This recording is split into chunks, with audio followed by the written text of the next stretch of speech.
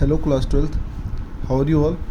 आज हम डिस्कस करेंगे बेटा मोस्ट इम्पोर्टेंट टॉपिक का नाम है मीटर ब्रिज। मीटर ब्रिज काफ़ी इम्पोर्टेंट टॉपिक है। आज हम इसका एक न्यूमेरिकल भी करेंगे, एक या दो, जैसे डिपेंड करता है इस पे।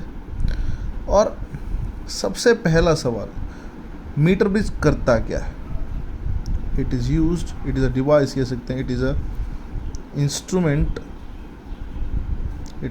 An instrument used to measure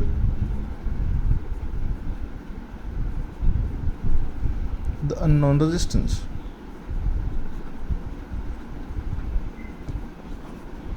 unknown resistance calculate करने का काम आता है, पहला पॉइंट। दूसरा, it is the practical application of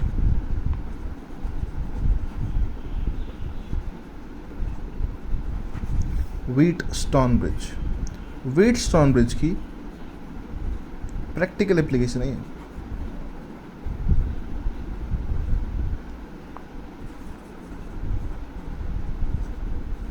अगली बात, सर इसका प्रिंसिपल क्या होगा? It works on the principle of Wheatstone bridge. Again, it works on the principle of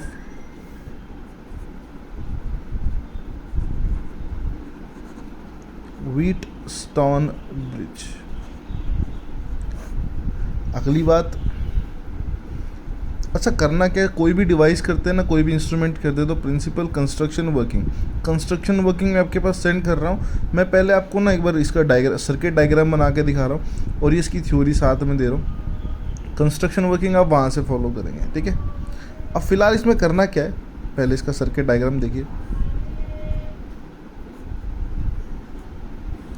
हमारे पास दो रजिस्टर्स होंगे, एक हमने यहाँ पे कनेक्ट किया है और दूसरा हम यहाँ पे कनेक्ट करेंगे। इसका नाम बोलेंगे एस आर और इसका नाम बोलेंगे एस। ये जो एस है ना, यही हमारा अननोन रेजिस्टेंस है, यही मेरे को निकालना है, ठीक है। इसको फर्दर हम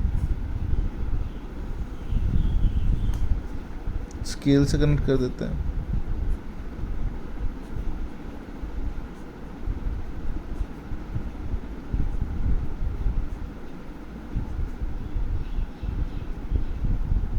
स्केल की लंबाई 100 सेंटीमीटर।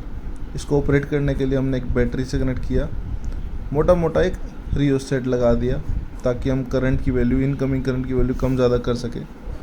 साथ में क्या करेंगे, एक वायर लेंगे, यहाँ से गैल्वेनोमीटर कनेक्ट करेंगे और ये फर्दर जोकी है। पूरी लेंथ 100 सेंटीमीटर है स्केल की।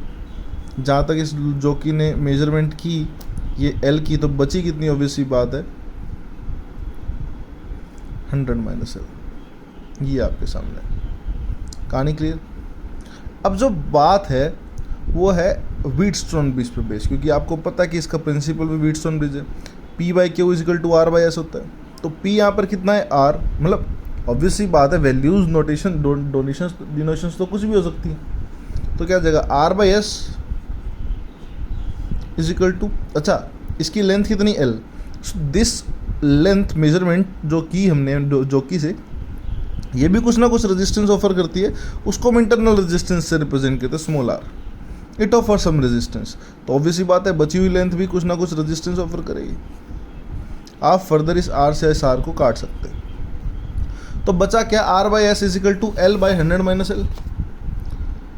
Are by S is equal to L by 100 minus L.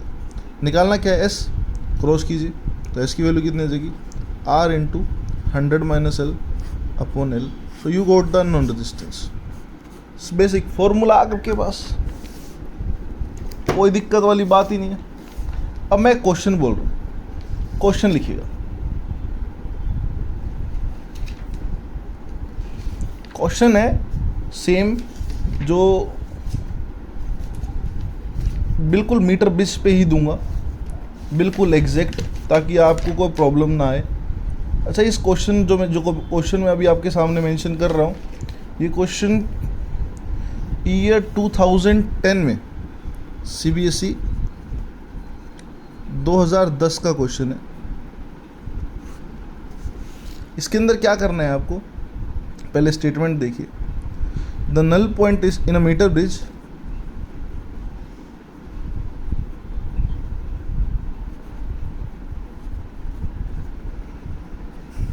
null point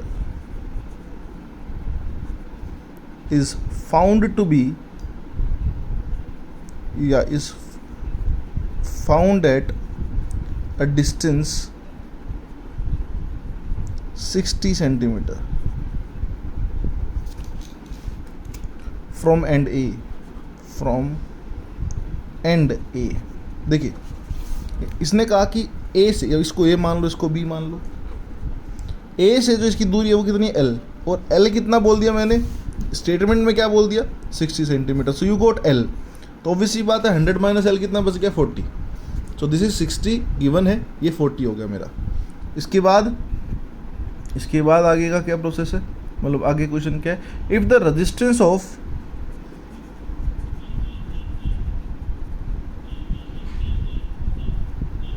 of 5 ohm is connected in series with S, the null point occurs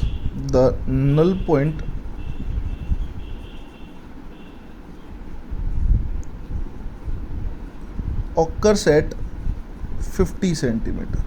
statement को मैं अभी के भी समझा रहा हूँ।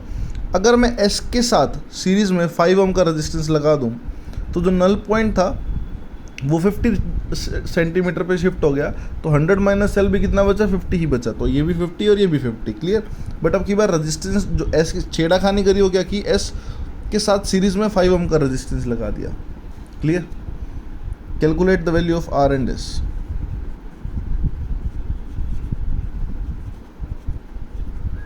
तो क्या करेंगे, पहले यहाँ तक हम अपना मीटर ब्रिज अप्लाई करेंगे, तो क्या आ जाएगा R/S इज इक्वल टू 60/40।